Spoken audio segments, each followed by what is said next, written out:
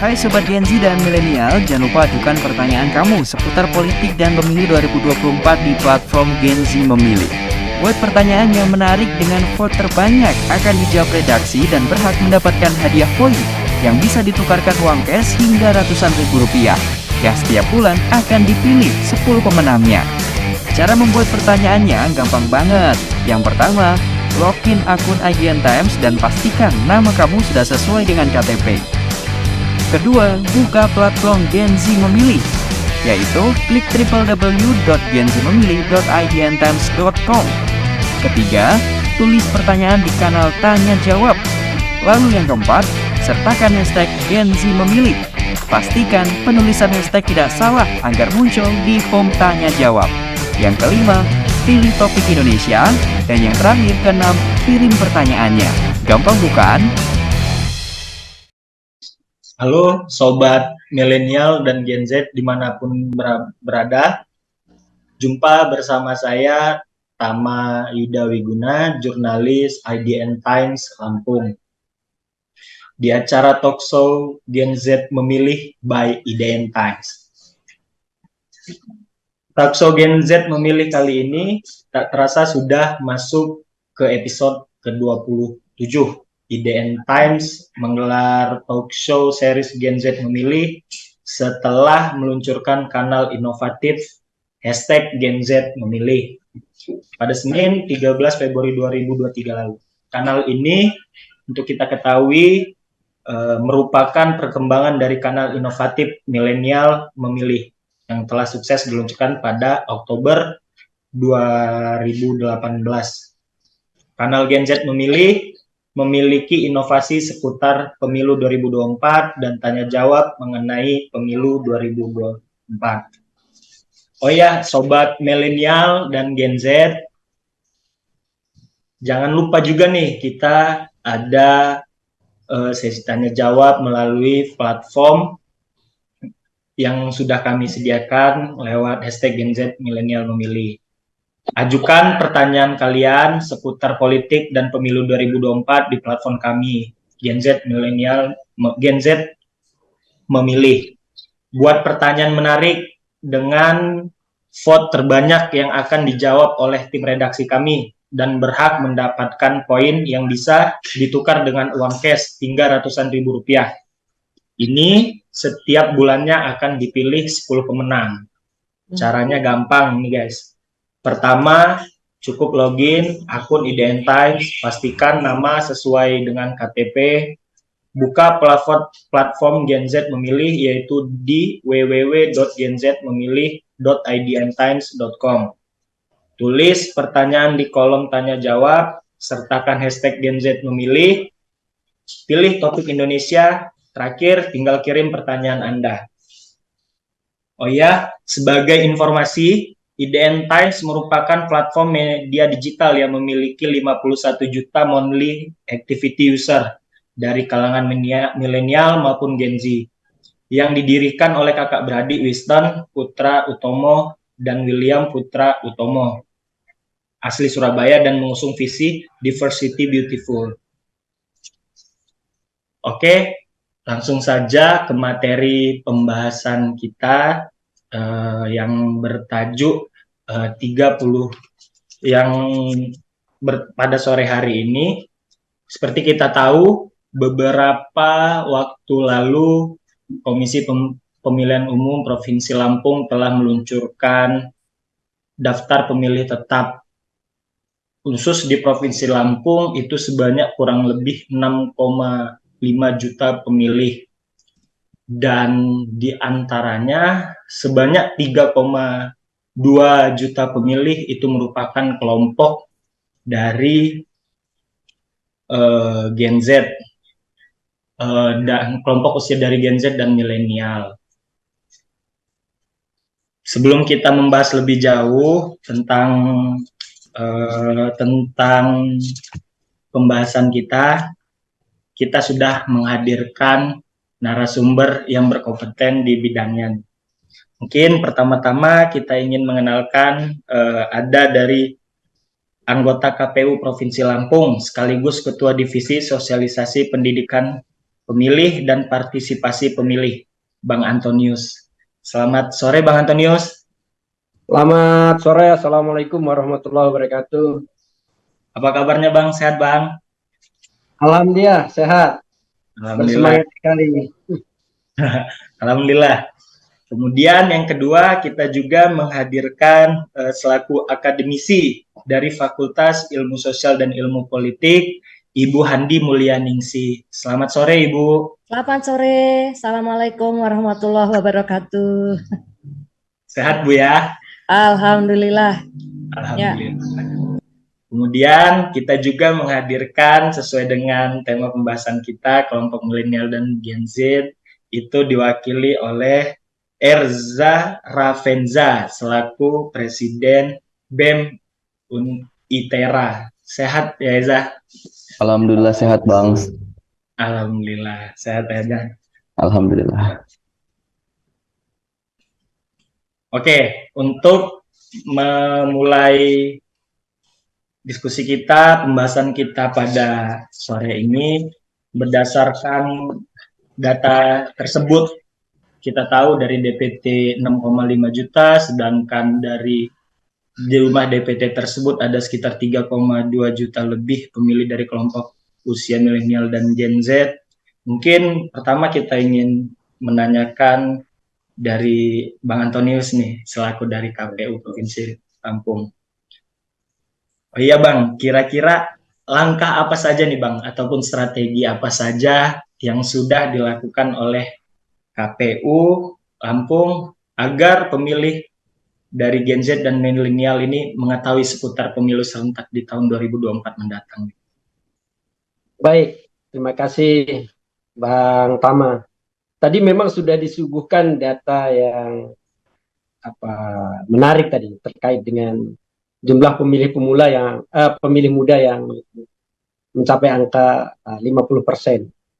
Itu data yang menurut saya bagi para pengamat politik, terutama bagi peserta pemilu, ini harus benar-benar dimaknai dengan sungguh-sungguh bahwa pemilu ke depan akan didominasi oleh kelompok muda. Nah, kelompok muda ini kan punya karakteristik, ciri khas. Ciri khas kelompok muda itu adalah mereka itu gandung dengan teknologi informasi. Makanya kalau ada anak-anak muda itu, Erza ini, kelompoknya Erza ini, kalau ketinggalan dompet nggak masalah, tapi kalau ketinggalan HP itu masalah luar biasa, gitu. Karena semua dunia itu tergantung di HP, gadget mereka. Jadi gandrung teknologi. Nah karena itu KPU mencoba untuk memanfaatkan itu. Jadi ini pun sejalan dengan PKPU 9 tentang sosialisasi, bahwa ada 2 metode yang akan dilakukan oleh KPU dan terus sekarang ini dilakukan. Yang pertama adalah metode virtual atau bagaimana melakukan sosialisasi pada kelompok-kelompok muda itu melalui media sosial.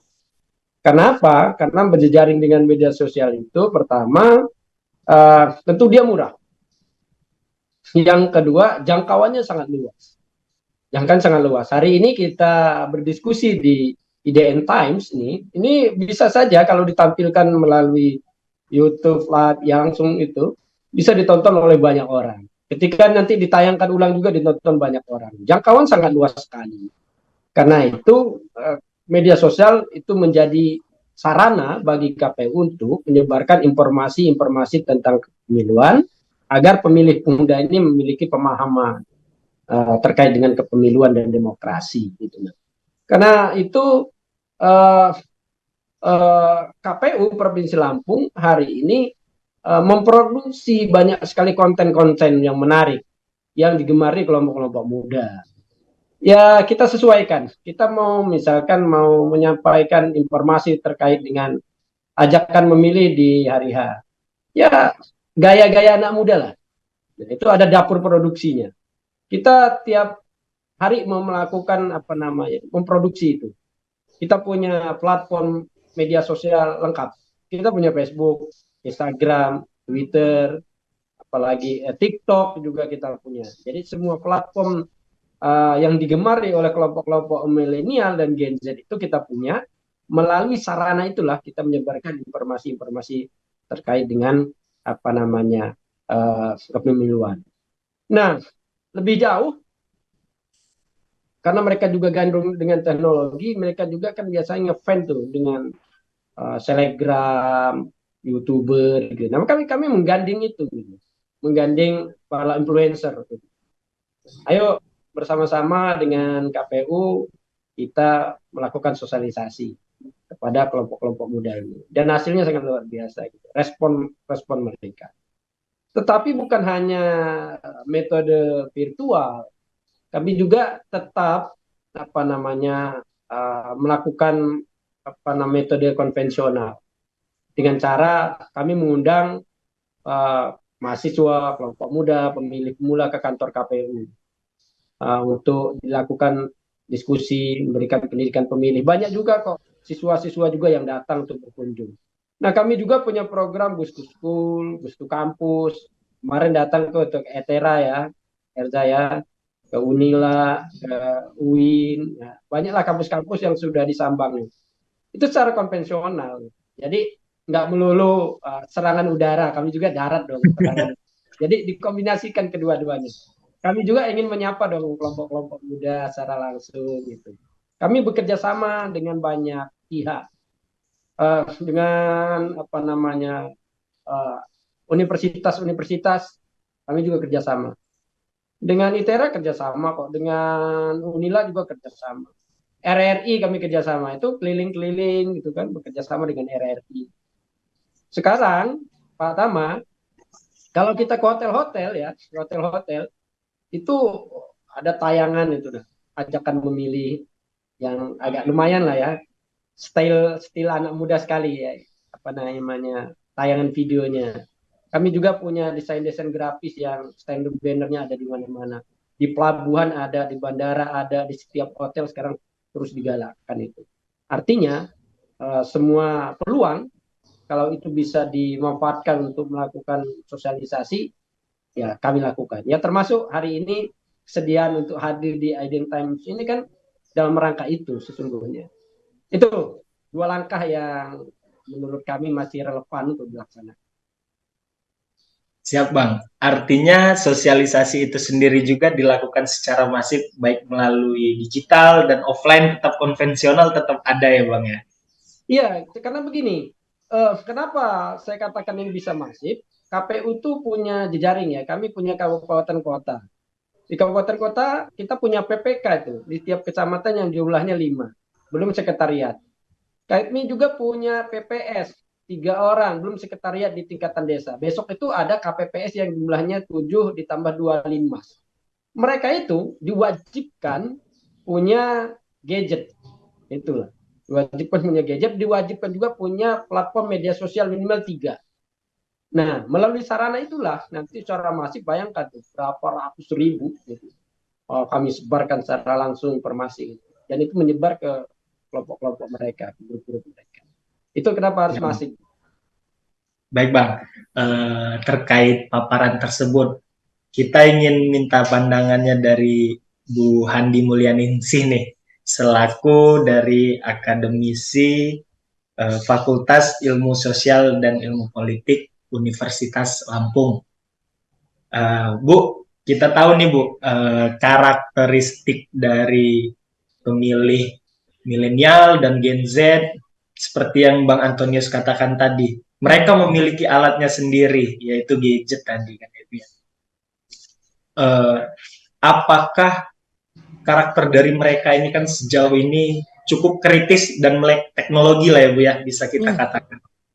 Apakah ada kemungkinan Bu dari pemilih kelompok muda ini mereka untuk berinisiatif sendiri mencari rekam jejak, baik itu calon presidennya, calon calegnya, calon legislatif, atau kemungkinan nanti di track record dari kepala daerah yang mencalonkan diri sendiri itu.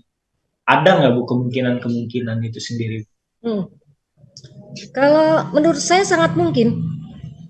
Sangat-sangat mungkin. Memang mereka sangat hobi ya. berselancar di dunia ini, dunia dalam genggaman ini, yang tidak pernah mereka bisa jauh, bahkan tidur pun mereka membawa dunia itu gitu ya. Jadi mereka hobi berselancar di dunia maya, di dunia apa namanya, dan sebetulnya mereka ini bukan melakukannya itu bukan karena otodidak ya, bukan otodidak, tapi sebetulnya pada tahun 2020-2021 itu memang dunia pendidikan mendorong anak-anak itu begitu ya, apakah itu bahkan SD ya yang belum masuk dalam apa namanya kategori gen Z begitu ya, atau kalau kita mau kelompokkan dari usia mereka 8 tahun itu mereka memang sudah dilatih tahun 2020, 2021 karena COVID, kemudian sekolah mereka harus menggunakan gadget. Dan tugas-tugas mereka semuanya itu adalah dari gadget.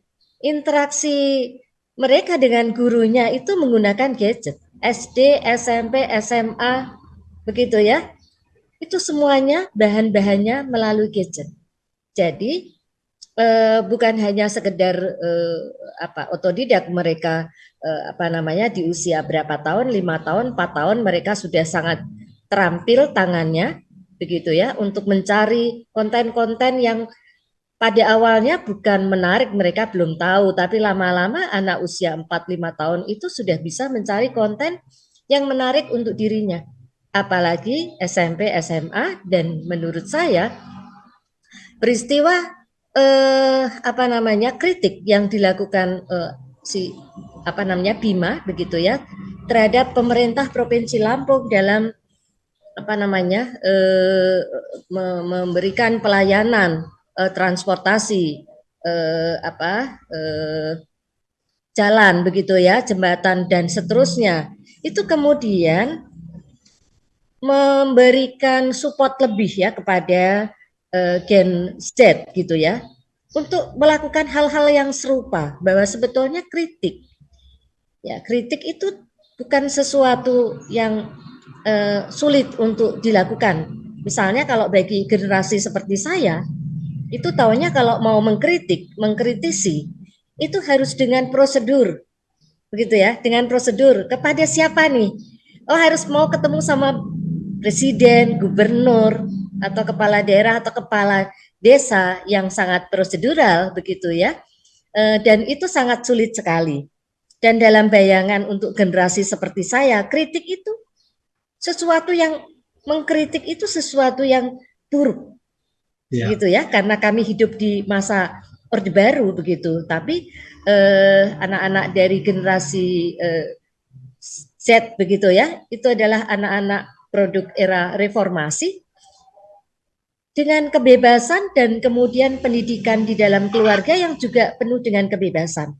Tidak lagi pendidikan yang otoriter begitu ya, harus berbicara dengan cara apa begitu ya, kalau berdiri seperti apa, mau melewati orang harus dengan seperti apa, semuanya dengan pakem seperti itu.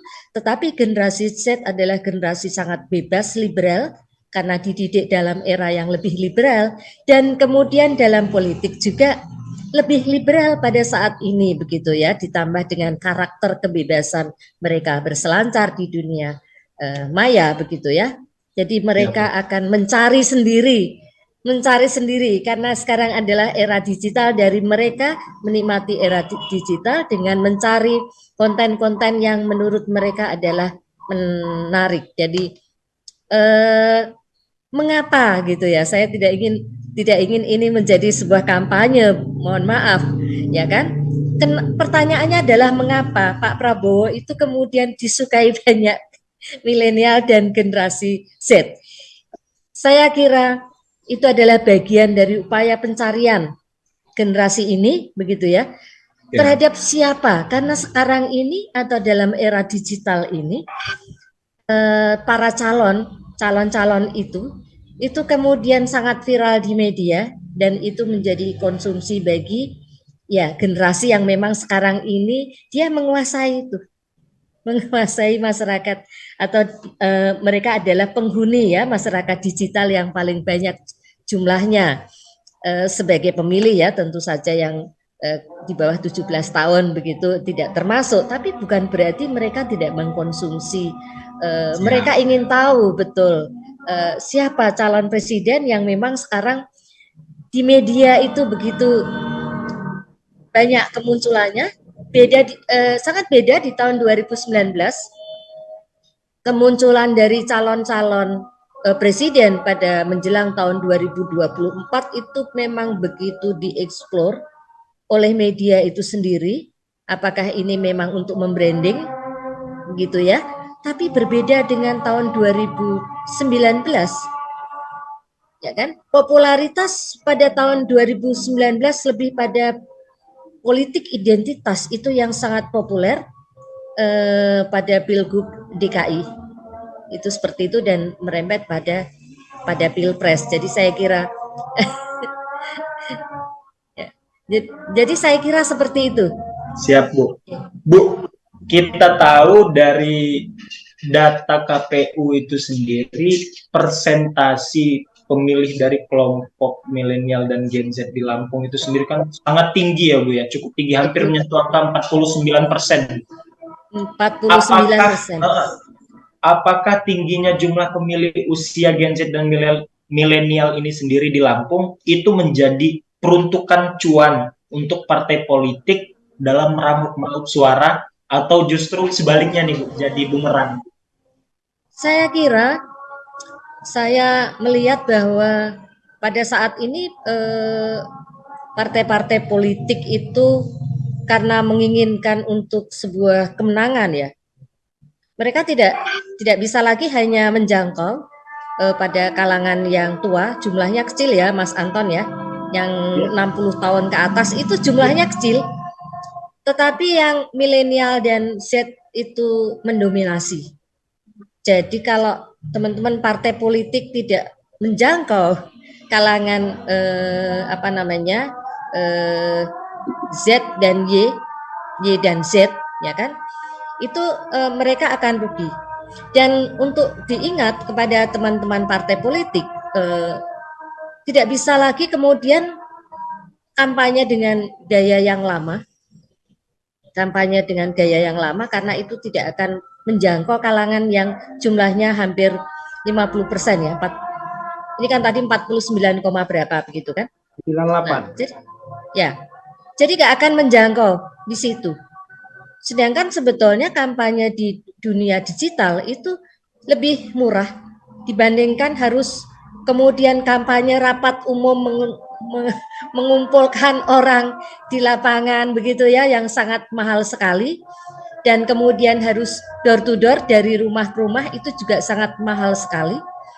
Sementara walaupun dari kalangan X dan boomers gitu ya, bukan berarti mereka sekarang tidak suka gadget. Mereka juga 24 jam itu juga pegang gadget juga.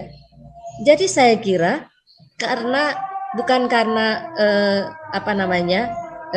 Y dan Z-nya, tetapi karena sekarang ini memang eranya masyarakatnya adalah masyarakat digital. Jadi penguasaan teman-teman partai politik kepada masyarakat digital, mengubah pola kampanye agar menjangkau X, Y, Z, boomers sekalian, adalah memang harus menggunakan ya media begitu ya, apakah media sosial atau media yang lain, TikTok dan sebagainya, sepanjang bisa mengemas mengemas konten yang sangat menarik, pasti itu akan terjual ya, laku terjual, dibaca, dilihat, dan kemudian diingat. Kalau menurut saya begitu. Jadi saya kira gitu Mas, ya, oke. Bu, kita tahu tadi sesuai dengan pembahasan kita 3,2 juta pemilih di Lampung, Gen Z dan milenial, Gen Z dan milenial memilih atau mencoblos. Nah, berasanya kayaknya kurang afdol nih kalau kita nggak mendengar pandangan dari kelompok milenial, perwakilan milenial dan Gen Z nih dari Erza sendiri, Erza. selaku Presiden BEM ITERA. Siap. Oke, terima Erza, kasih. Oke, Bang. kalau dari sisi milenial dan Gen Z ini sendiri, dalam menentukan pilihannya, baik itu kepada calon presiden ataupun calon legislatif, anggota legislatif nantinya itu sendiri, masih sesuai kriteria dengan keinginan pribadinya sajakah, atau tetap mengacu pada visi dan misi dan gagasan yang diusung oleh masing-masing calon sih, atau seperti apa? Oke, saya jawab ya, Bang Rama. Ya, Oke, terima kasih Bang atas kesempatannya. Bismillahirrahmanirrahim. Kalau menurut saya, kalau kita bicara milenial, kalau kita bicara dari segi mahasiswa atau teman-teman siswa dan teman-teman siswi itu kan, bahwasanya jika ingin mencoblos kan pasti dia melihat dari karakteristik.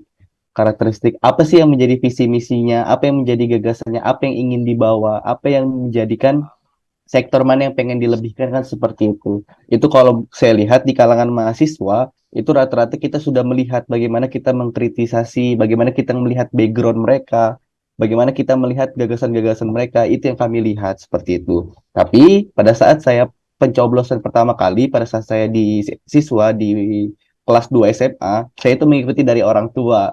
Nah, kan itu kan bahwasanya perbedaan yang ibarat bahwasanya sekarang ini kan sudah beranjak untuk menjadi dewasa, kita bisa berpikir apa sih yang menjadi demand atau value, apa sih yang bisa membuat kita itu benar-benar, kenapa sih mahasiswa atau pemuda yang ada di Lampung atau di Indonesia ini mager untuk ke TPS? Kenapa selalu golputkan seperti itu? Berarti ada yang dipertanyakan.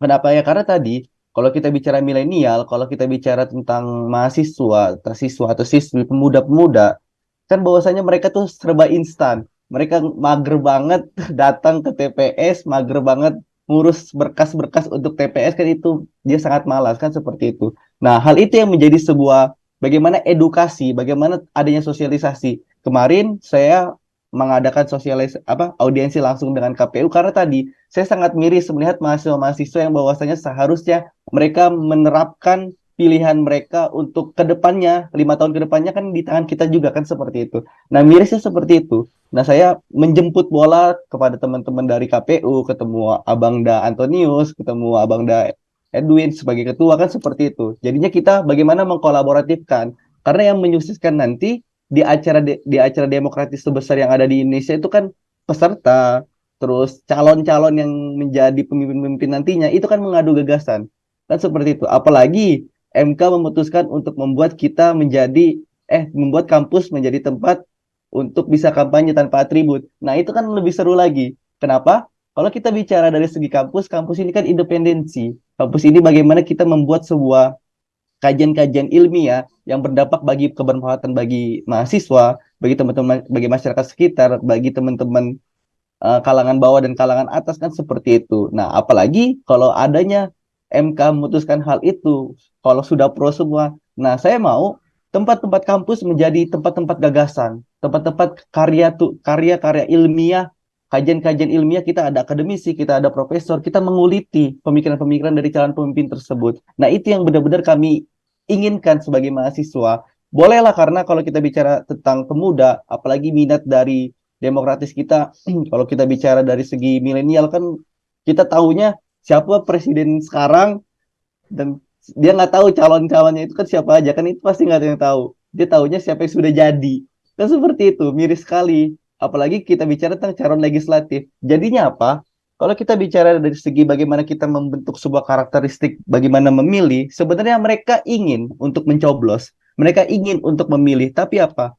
Tidak adanya sebuah edukasi dan tidak adanya sebuah kegregetan di dalam diri dia bahwasanya kita tuh juga punya loh hak suara yang bahwasanya bisa benar-benar bermanfaat bagi nantinya di 1 periode atau 2 periode nantinya, kan seperti itu. Itu tanggapan aku, karena mahasiswa atau pemuda-pemuda ini, apalagi kalau kita bicara mahasiswa ini kan lebih ke depan lagi. Kita mempunyai pengkritisasian, kita mempunyai sebuah kebijakan-kebijakan yang bahwasanya bisa ke depannya nanti kita tahu karakteristik pemimpin itu seperti apa. Kita melihat background, kita melihat bagaimana dia berkoalisi kan seperti itu. Karena banyak mahasiswa yang masih belum punya apa sih yang menjadi politik ini masih dianggap kotor. Nah, kan seperti itu. Nah, pengkotoran ini kan karena oknum. Nah, teman-teman mahasiswa yang memiliki idealis tadi, ya kita bangun bareng-bareng sistemnya gitu, seperti itu. Karena apa? Regenerasi itu kan dibutuhkan. Tujuan dari pendidikan adalah apa? Untuk merawat negara Indonesia ini kan. Nah, itu yang ibarat bahwasanya jadi teman-teman mahasiswa, teman-teman pemuda seharusnya lebih melek lagi terhadap isu yang ada di dalam Indonesia ini. Kita kawal negara ini kan seperti itu. Makanya saya sedikit sekarang ini sedikit sedih hidup mahasiswa, hidup rakyat Indonesia, terus hidup pendidikan Indonesia. Tapi apa? Kita tidak bisa melakukan sesuatu hal untuk kebermanfaatan bagi orang banyak. Kan sedihnya di situ. Kita membicarakan tentang idealis, kita membicarakan tentang jiwa patriotis, tapi apa? Kita nggak ada dampak bagi masyarakat. Itu yang ibarat bahwasanya benar-benar menjadi tantangan bagi kaum milenial, apalagi sekarang era globalisasi semakin cepat, internet semakin wah, dan apapun yang bisa dicari di Google itu ada semua keluar. Tapi bagaimana kita bisa membentuk value karakteristik dari individu ini agar apa? Agar bisa balance. Kita bisa teknologi juga melek, kita tapi mementingkan moralitas dan etika tadi. Itu aja kalau dari aku bagaimana mengelompokkan dari kaum-kaum milenial di Lampung atau di segeneral se-Indonesia. Itu aja kalau dari aku. Terima kasih. Siap, Bang Erza. Balik lagi nih ke Bang Antonius. Gimana nih Bang responnya, tanggapannya dari suara milenial, perwakilan milenial dan Gen Z di Lampung?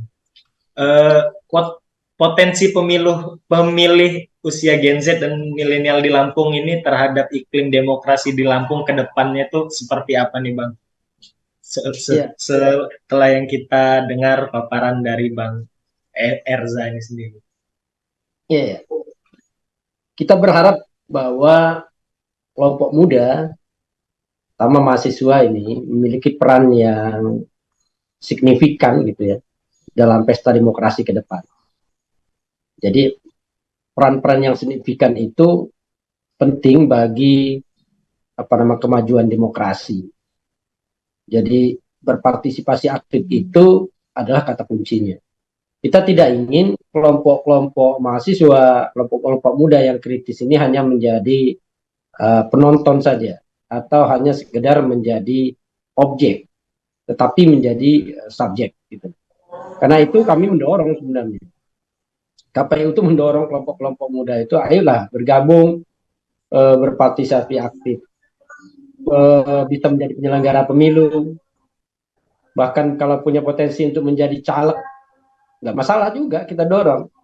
Karena perubahan penting, jangan sampai misalkan wakil-wakil rakyat itu yang disuguhkan oleh partai-partai politik itu yang nggak bermutu.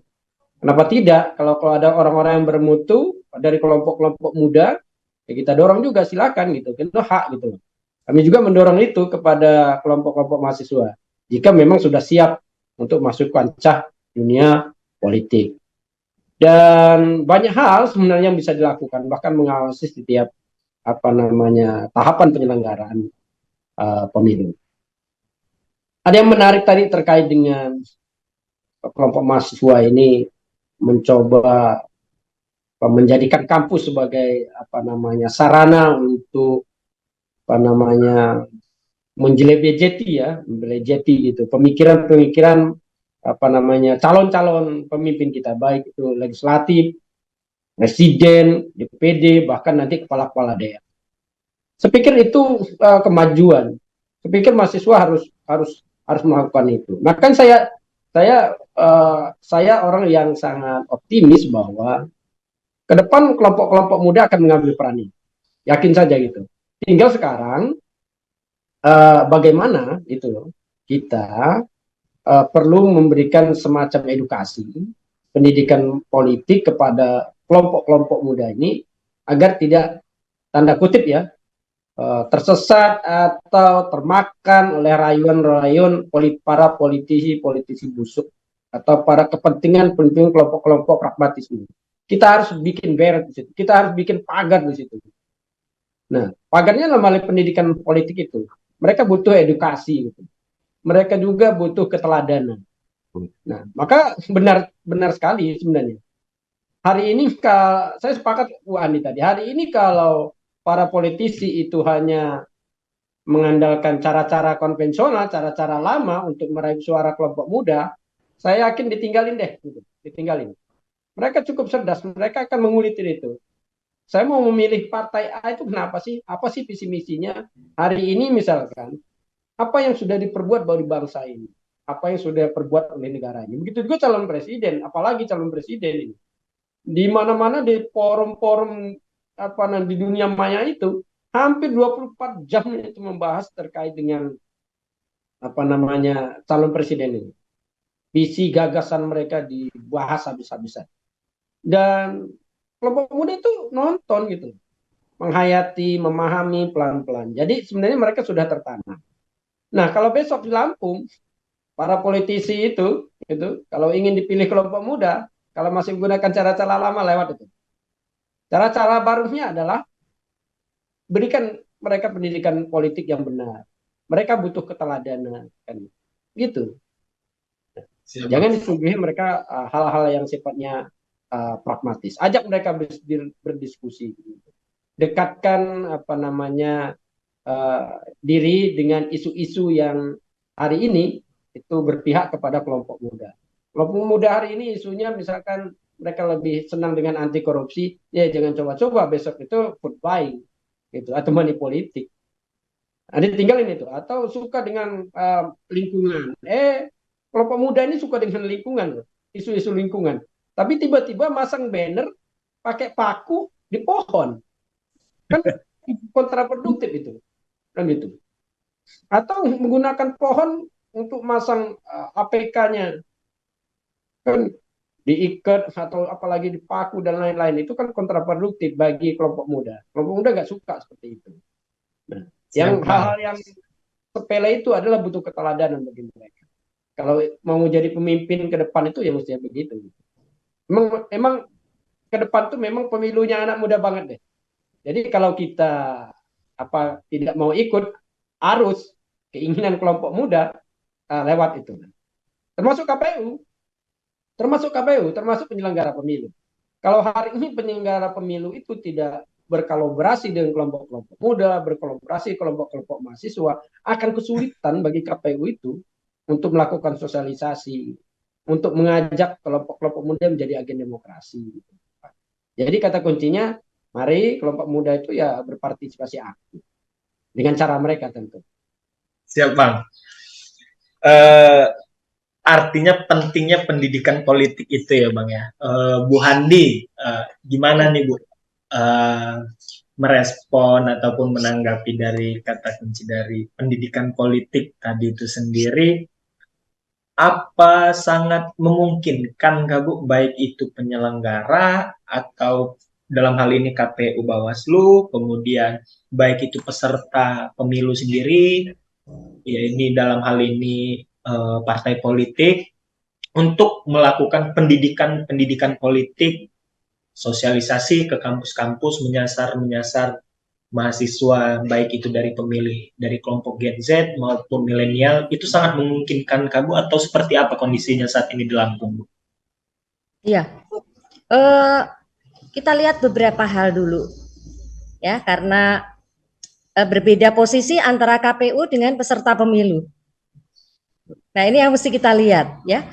Untuk KPU bisa diatur ya namanya pendidikan politik kepada masyarakat, tinggal metodenya seperti apa gitu kan. Kalau dilakukan inovasi-inovasi metode-metode untuk menyampaikan pendidikan politik kepada generasi ini begitu ya. Nah, kalau metodenya tidak dirubah, juga tadi Mas Anton juga mengatakan ya nggak akan dijangkau oleh mereka, nggak disukai, nggak akan didengarkan. Misalnya Mas Anton datang ke desa, kemudian kumpul mereka di kantor kepala desa yang seperti itu ya, kalau di ujung sana itu, yang datang siapa begitu ya? Itu begitu. Dan apakah mereka akan tertarik begitu ya? Dengan gaya komunikasi klasikal begitu ya, dua arah begitu ya. nanti penyelenggara pemilu bercerita menjelaskan begini gitu, yang sangat-sangat padat substansinya, waktunya panjang, ruangannya panas berkeringat begitu, bukan dunianya, bukan dunia mereka. Mereka sudah nggak suka dunia yang seperti itu. Dan ya itu mungkin, tapi harus diubah. Harus ada inovasi-inovasi terhadap metode dan berbagai peralatan begitu ya. Kemudian kalau dengan partai politik bagaimana gitu? Kita tahu bahwa partai politik adalah peserta pemilu. Sebagai peserta pemilu, yang namanya pemilu ada ajang, kontestasi untuk meraih kemenangan. Ya kan? Kita tahu memang ada etika politik, ada etika politik, bahwa yang namanya kampanye hitam nggak boleh, yang namanya pendidikan politik ya jangan membohongi, begitu kan? Jangan membohongi, kemudian jangan pula apa ya, kemudian melakukan upaya-upaya yang sebetulnya itu adalah untuk membohongi publik, begitu ya. Jadi banyak hal yang disembunyikan. Nah, kalau dalam kontestasi karena memang inginnya menang gitu ya, bisa jadi bahwa milenial tidak akan ditempatkan sebagai subjek, dibiarkan pintar. Tetapi kemudian yang disampaikan kepada publik adalah hal-hal yang sebetulnya hanya menguntungkan partai politik misalnya. Itu seperti itu. Nah, kalau kejadian yang pada tahun 2019 kan dengan politik identitas, saya kira saya yakin bahwa yang namanya politisi, partai politik yang isinya orang pintar-pintar, itu tahu lah batas-batas yang diperbolehkan dan yang tidak diperbolehkan, gitu kan? Itu tahu semua, ya, bahwa yang namanya kampanye hitam nggak boleh, politisasi SARA tidak boleh, dan sebagainya. Tetapi itu semua dilakukan peduli amat, begitu ya, dengan apakah seseorang itu nanti akan menjadi tersesat, begitu. Itu hal yang sangat mungkin dalam konteks untuk mencari dukungan. Dalam konteks mencari dukungan, hal-hal yang seperti itu sangat mungkin untuk dilakukan kepada mereka yang baru belajar mencari tentang politik yang baik itu seperti apa. Nah, yang sekarang ini terjadi kan apa ya? Misalnya ya, yang disampaikan adalah lembaga legislatif, eksekutif, yudikatif gitu ya, isinya koruptor begitu. Kemudian tidak hanya 3 lembaga ini begitu ya, bahkan ada asuransi ya, korupsi haji, pembuatan Al-Quran dan sebagainya. Itu apakah para generasi Z itu punya kemampuan untuk melihat di balik itu ada apa, oleh siapa, begitu ya. Nah, kemampuan itu kalau tidak dimiliki oleh mereka, mereka hanya mengunyah dan menelan mentah-mentah. Ya kan? Bahwa sebetulnya itu adalah, kalau menurut saya, adalah bagian dari bagaimana kontestan itu mulai menunjukkan kepada publik, ini loh, gitu ya. Kan pasti kalau ditelusuri sampai kepada ini partainya siapa, begitu ya, atau partai apa, begitu kan, yang mencoba untuk mengkampanyekan, begitu ya, hal-hal yang tidak baik ya. Nah, ini semua menurut saya, Mas Ersa juga harus bisa membawa, mengkritisi di balik sebuah informasi atau sebuah peristiwa yang terinformasikan, ini sebetulnya di balik ini ada apa. Itu yang penting untuk generasi Z begitu ya, karena mereka terbiasa hanya melihat apa yang terjadi, tidak melihat apa sebetulnya di balik itu yang terjadi. Nah, yang apa yang akan terjadi, oke lah, lebih sudah bagus, maksud saya ya, mereka sudah bisa tahu apa yang terjadi. Tetapi kalau hanya sebatas itu, mereka tidak akan memperoleh sebetulnya makna-makna yang dibalik itu apa, dan mereka harus menyikapi seperti apa.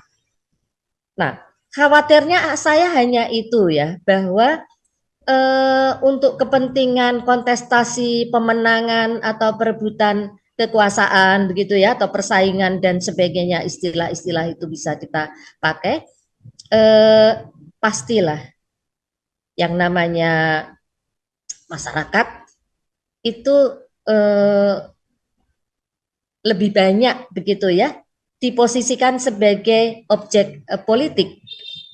Kita tahu bahwa pada masa Orde Baru dengan bahasa mobilisasi politik begitu ya, harus pilih siapa gitu ya, itu seperti itu. Pada era reformasi juga yang namanya pendidikan politik dari partai politik lebih banyak ditujukan untuk pemenangan saja, untuk internal anggota partai politik dan ditujukan untuk pemenangan, itu seperti itu. Masih belum banyak saya lihat bahwa yang namanya pendidikan politik adalah untuk memang membuat warga cerdas. Misalnya sekedar kalau partai saya nggak akan bagi uang, nggak akan saya bagi uang. Itu kan pendidikan politik. Pertanyaannya adalah, pernahkah partai politik itu kemudian mengupayakan yang seperti itu? Saya nggak akan bagi uang. Nah, hanya sebatas itu ya, kemudian mengatakan bahwa sebetulnya money politik itu buruk. Tapi apakah milenial itu kemudian tidak melihat bahwa pada periode yang sudah-sudah itu semuanya dilakukan, diterima oleh bapak ibunya dan seterusnya. Jadi kan ada sesuatu yang sifatnya harus ditunjukkan secara langsung. Yang namanya pendidikan politik itu tidak hanya sekedar ngomong bahwa money politik itu dilarang, dan kalaupun dilarang ya kemudian muncul juga istilah ambil uangnya, jangan pilih orangnya atau partainya. Kan muncul seperti itu, sebetulnya ini sangat-sangat tidak mendidik karena membuat anak-anak ini menjadi pribadi yang sangat tidak konsisten. Ya kan? Ya, Padahal mereka adalah merupakan calon pemimpin generasi emas tahun 2045. Itu mereka. Dan pada saat ini kita masih membiarkan dan mengatakan bahwa kalau sekarang pemilih itu cerdas. Cerdasnya seperti apa? Kalau dikasih duit ambil. Gitu kan? Jangan pilih orangnya. Loh, ini kita sedang mendidik dia untuk menjadi generasi yang sangat tidak konsisten. Dan itu banyak sekali yang seperti itu ya, inkonsistensi yang dilakukan pada saat ini itu sangat banyak sekali. Baik, Bu. Nah, berharap ya Mas Ersa, ini tugas Anda, tapi bukan berarti ya hanya Anda saja, karena sebetulnya sekarang yang berkuasa itu masih generasi boomers. Lihat saja tokoh-tokoh partai politik di tingkat nasional, ya PDI itu ya Ibu Mega, ya kan? Kemudian Pak Prabowo, kemudian juga Pak SBY dan seterusnya begitu ya. Itu yang berkuasa di partai-partai besar. Ya, walaupun di dalamnya itu juga sudah mulai ada milenialnya, tetapi kita juga bisa mencermati dalam hal itu mereka sebetulnya diposisikan sebagai apa? Milenial yang ada di dalam partai-partai politik. Ya, itu kita juga bisa melihat ya, mereka diposisikan sebagai apa? Ada partai yang isinya benar-benar milenial begitu ya, PSI dan yang lain-lain. Itu kan juga mereka diposisikan sebagai apakah? Nah, terus terang bahwa memang ini ranah partai politik yang paling penting untuk melakukan pendidikan politik, karena KPU tidak bisa melakukan pendidikan politik sedalam yang bisa dilakukan oleh teman-teman partai politik.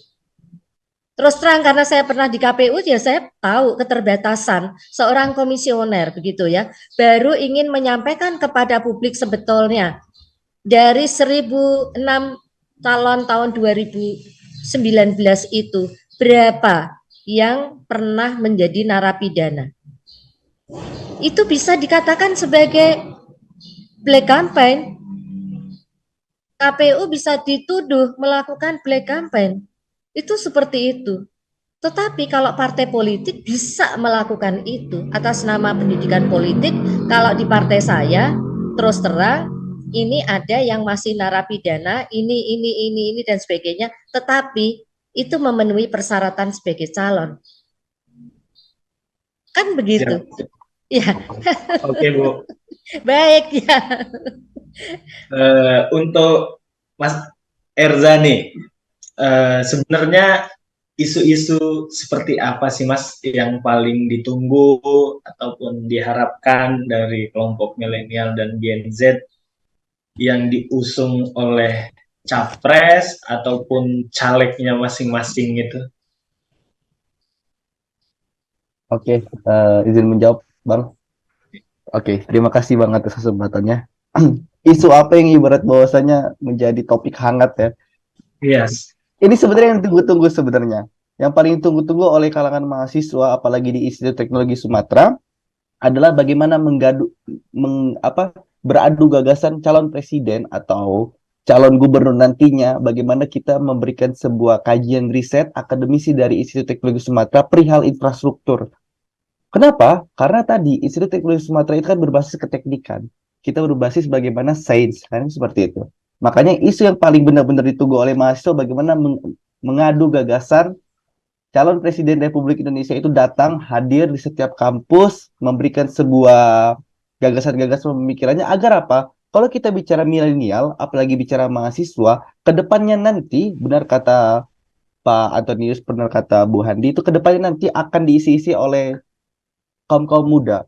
Karena calon-calon yang bahwasanya nanti ke depannya kita adalah bagaimana memupuk kepemimpinan kita. Suatu saat kita yang akan memegang tongkat estafet tersebut. Nah, jadinya apa?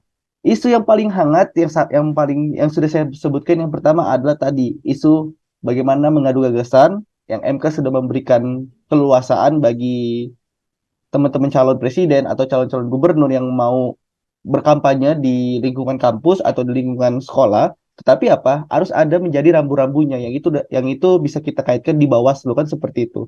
Nah, yang paling penting adalah bagaimana mahasiswa ini dilibatkan, bagaimana pemuda-pemuda ini dilibatkan. Dilibatkan seperti apa? Bukan hanya sosialisasi di Novotel saja, tapi sosialisasi ke seluruh semua masyarakat Indonesia bahwasannya pemilihan ini sangat penting bagi mahasiswa Indonesia, bagi pemuda, bagi seluruh masyarakat Indonesia. Bukan bukan bukan apa? Bukan hanya sekedar money politik, tapi bagaimana mengedepankan apa yang menjadi gagasan sama ide. Ya, pasti kalau kita membuat money politik pastilah itu kan dari zaman kapan datang ke rumah membawa minyak, membawa sembako-sembako.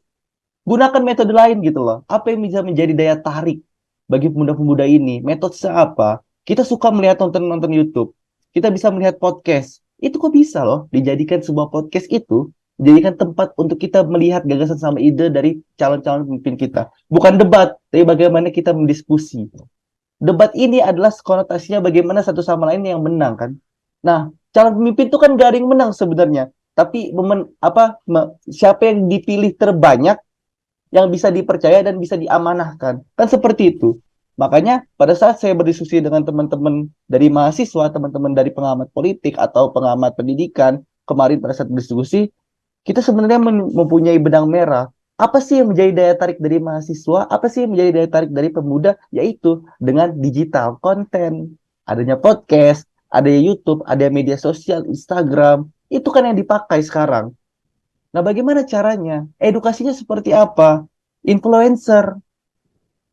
Itu loh, kita tuh setiap hari membuka TikTok. Kita setiap hari membuka YouTube. Benar kata Bang Antoni tadi, kita lebih lebih mending ketinggalan dompet daripada ketinggalan HP. Kan bingung kan kalau ketinggalan HP. Karena semuanya di e-wallet udah ada. Nah, itulah pemuda sekarang praktis. Kita mau apa-apa praktis. Kalau bisa pemilihan nanti, kalau bisa dari website katanya. Kan seperti itu. Hal-hal yang bahwasanya bisa instan. Nah, makanya kalau kita bicara dari segi pemuda, bagaimana mempraktiskan pemilu ini untuk kedepannya lebih baik lagi. Metode caranya seperti apa.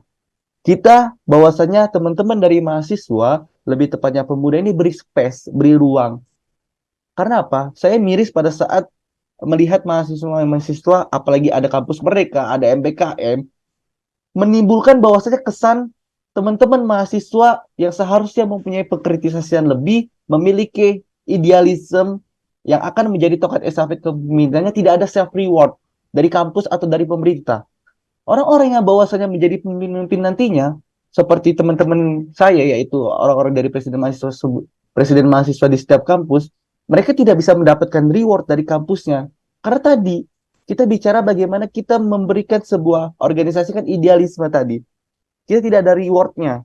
Nah, ada MBKM, ada kampus Merdeka, itu kan jangka pendek. Dia mendapatkan sertifikat, dia mendapatkan pengalaman kerja, itu lebih seksi. Makanya apa? Penurunan organisasi yang katanya kritis dulunya itu, sekarang mengalami penurunan.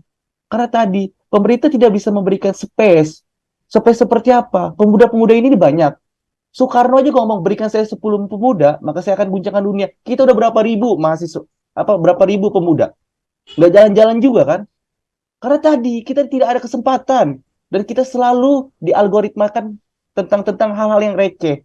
Seharusnya orang-orang yang saya memberikan sebuah wawasan lebih, teman-teman yang punya pandangan luas untuk Indonesia, untuk kampusnya, diberikan space, diberikan peluang. Itu yang ibarat bahwasanya benar-benar pengen Ya. kita keluhkan.